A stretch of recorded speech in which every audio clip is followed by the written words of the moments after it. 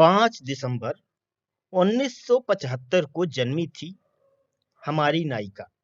हाँ, शायद नायिका कहना ही ठीक होगा, क्योंकि उसके माता पिता ने जो खूबसूरत नाम राधिका उसे दिया था, उस नाम को उसके माता पिता के अलावा शायद सब भूल चुके थे।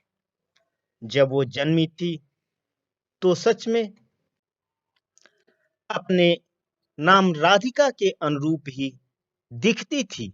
बड़ी बड़ी काली आंखें, छोटी पर तीखी नाक, छोटे घुंघराले बाल। बस उसकी रंगत जो थी वो राधा पर न हो जाकर श्याम पर चली गई थी। यदि कोई चाहता तो बिना गौर किए ही उसके चेहरे पर मासूमियत देख सकता था। 2 भाइयों की इकलौती बहन थी राधिका, और सबसे छोटी भी, तो सबका लाड़ प्यार भी उसके हिस्से में आता था। उसकी दादी, बुआ, ताऊ, ताई सब उसकी दबी हुई रंगत का मजाक बनाते, पर उसके माता पिता और भाइयों पर किसी की बात का कोई फर्क नहीं पड़ता। वे उसे हमेशा से ही अपनी जान से ज्यादा प्यार करते थे। मम्मी, आज मेरे स्कूल का पहला दिन है और मैं आपके और पापा के बिना कैसे रह पाऊंगी? मासूमियत के साथ राधिका ने कहा। बेटा, पहले दिन तो सब परेशान होते हैं, पर बाद में बहुत सारे दोस्त बनते हैं, पढ़ते हैं, नई नई बातें सीखते हैं, सब अच्छा लगता है। फिर पता है मेरी बिटिया, राधिका के पिता राम ने कहा था। सच में पापा? फिर तो मैं रोज स्कूल जाऊंगी, कहकर राधिका चहकते हुए स्कूल चली गई। उसकी मासूमियत और खुशी को देख उसकी माँ सिया भी खुशी से फूली नहीं समाती थी। इसी तरह राधिका को स्कूल जाते जाते 1 साल बीत गया, और आज उसका और उसके भाइयों का परीक्षा परिणाम था। अब राधिका और उसके भाई छठी और 7वीं कक्षा में पहुंच गए थे। राधिका अपनी कक्षा में प्रथम आई थी। राम और सिया तो अपनी बेटी की तारीफें करते करते न थकते थे। राधिका के भाई, उनकी तो खुशी का ठिकाना ही न था। सिया बरामदे में खड़ी हुई थी और अपनी सास की तरफ देखते हुए अपनी बेटी की कामयाबी पर खुश हो रही थी। खुशी की वजह भी थी क्योंकि राम की माँ, भाई, भाभी कोई भी राधिका को पढ़ाने के पक्ष में नहीं थे। एक तो राधिका अपने घर में इकलौती लड़की, और वह भी दबे रंग की, इसलिए उसे सिर्फ उपेक्षा ही मिली थी। उसकी दादी अक्सर कहा करती, राम, इसे इतनो पढ़ा के करेगो? कल को तो वैसे भी ब्याह के पराए घर जानो है, फिर वही चूल्हा जलानो है, के कर लेगी पढ़ के? और राम का भी हमेशा की तरह वही जवाब होता, क्या मासा, हमारी राधिका थोड़ी न चूल्हा जलावेगी, वो तो खूब पढ़ लिख कर अध्यापिका बनेगी। और राम की माँ चुप रह जाती। तभी राम की आवाज से सिया की तंद्रा टूटी और वह वर्तमान में लौट आ गई। राम अपनी माँ से बात कर रहा था। देख रही हो माँ, मासा, हमारी राधिका पूरी कक्षा में प्रथम आई है। हाँ रे छोरे, प्रथम तो आई है, पर मैं तो अब भी कहूँ हूँ, कोई फायदा कोनी इसने पढ़ा के। राम की माँ ने कहा।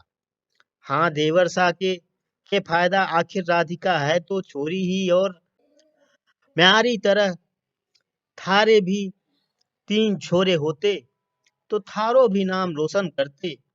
पर चलो, के हुओ जो थारे 2 छोरे और 1 छोरी है।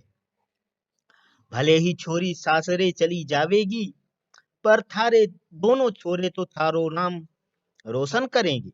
मैं तो कहूँ हूँ, के कर लेगी राधिका पढ़ के? और वैसे भी अपने गांव में कोई छोरी स्कूल कोनी जावे। अपनी सास के साथ हाँ में हाँ मिलाते हुए राम की भाभी ने कहा, भाभी सा, आप तो न पढ़ी तो आप के चाहो हो, मारी छोरी भी ना पढ़े और किसी के इशारों पर चले। जैसे आप मासा के इशारों पर चालो हो, कल को पढ़ लिख जावेगी, मारी छोरी तो अपना कमा तो खावेगी, किसी के मोहताज को नहीं रहवेगी।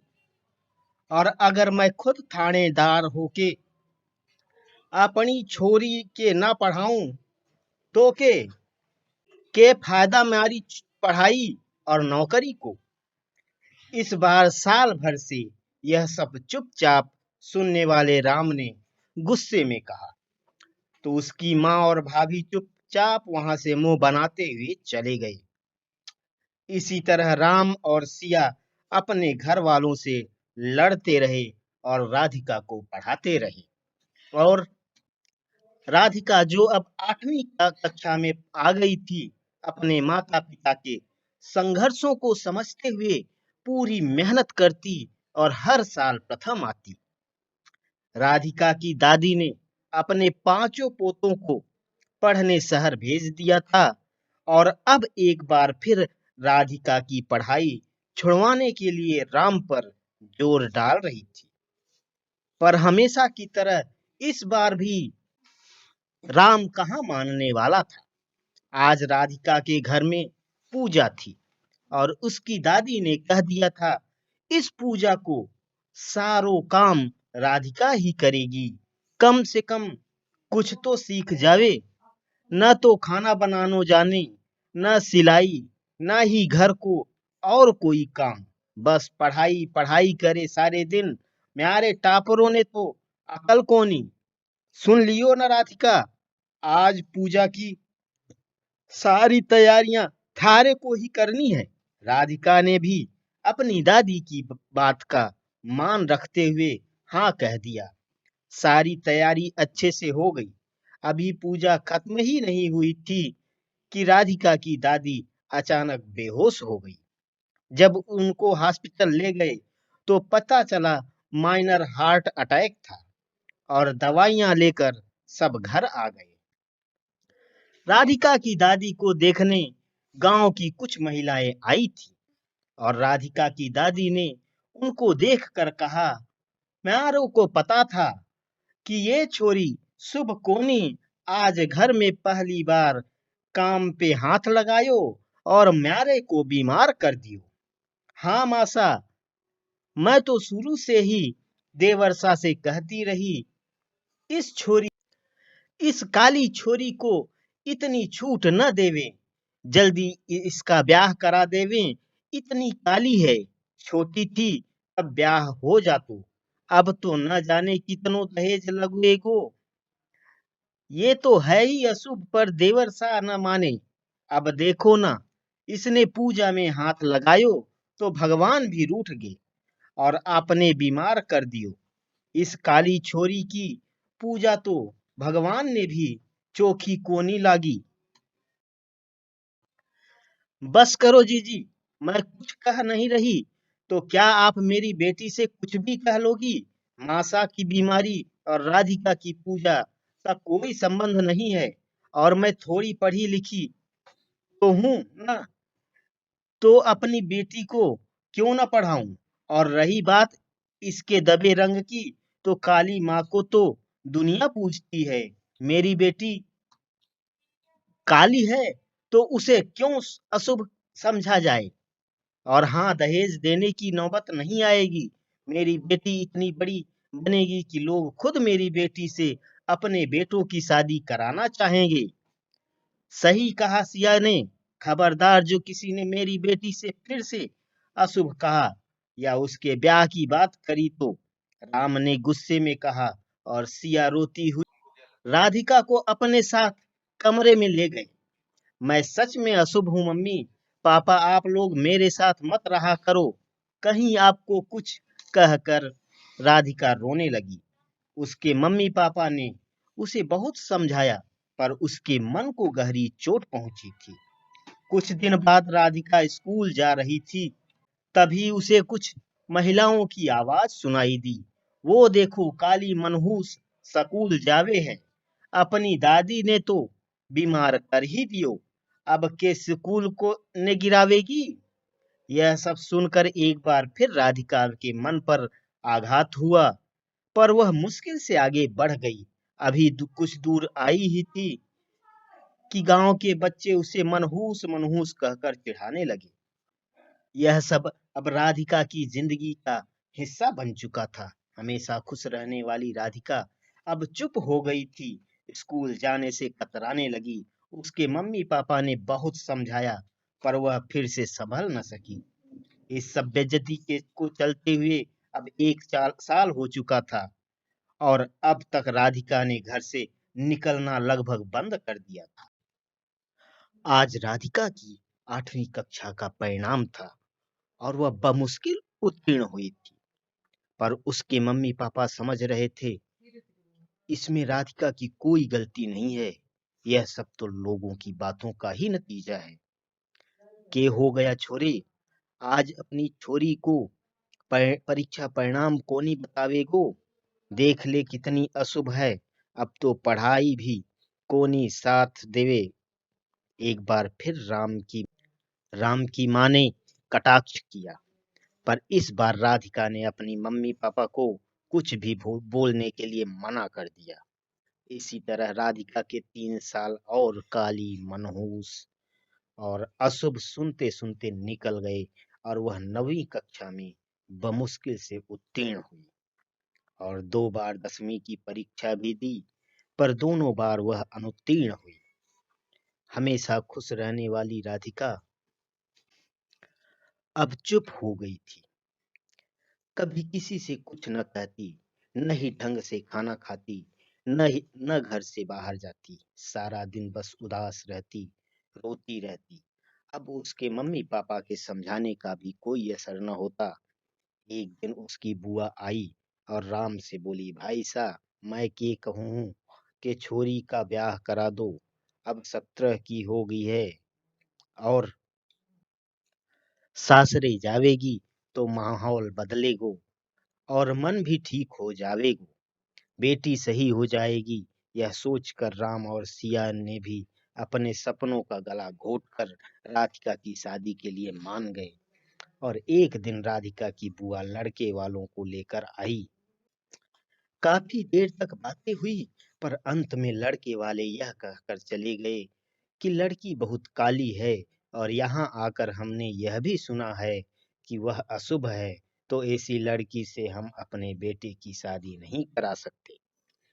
यह सब सुनकर राधिका बिल्कुल टूट गई।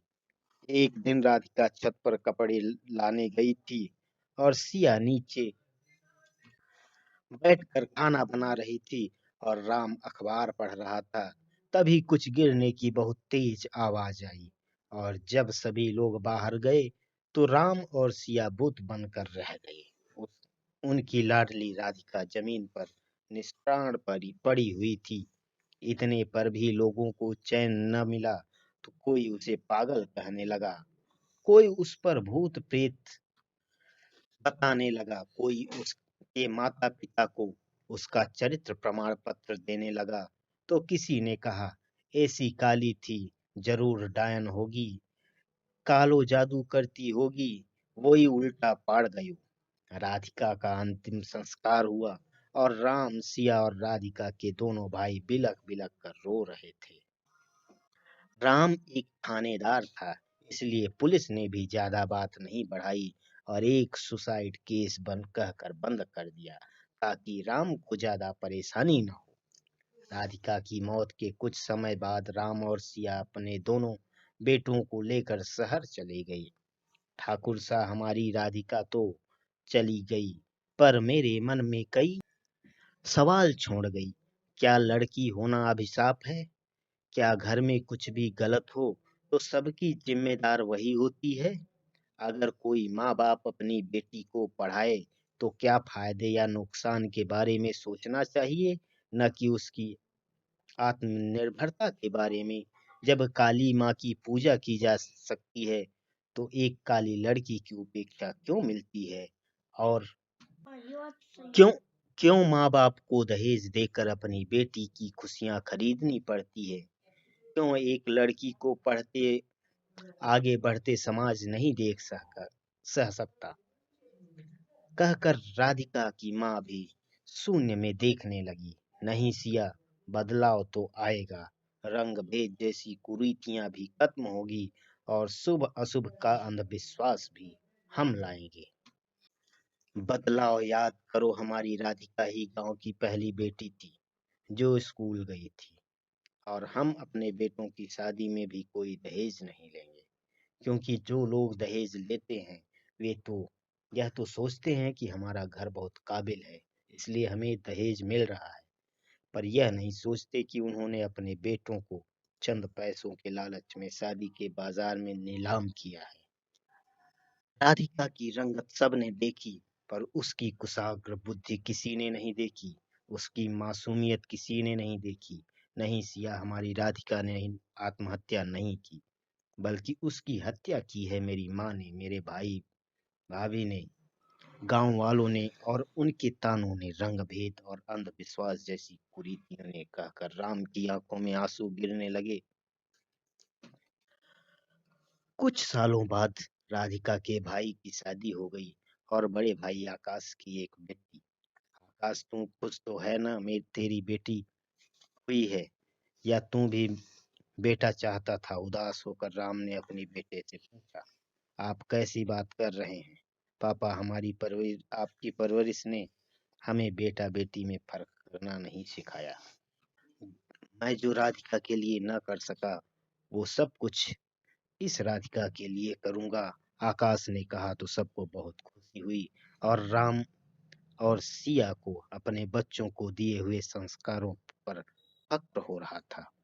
यह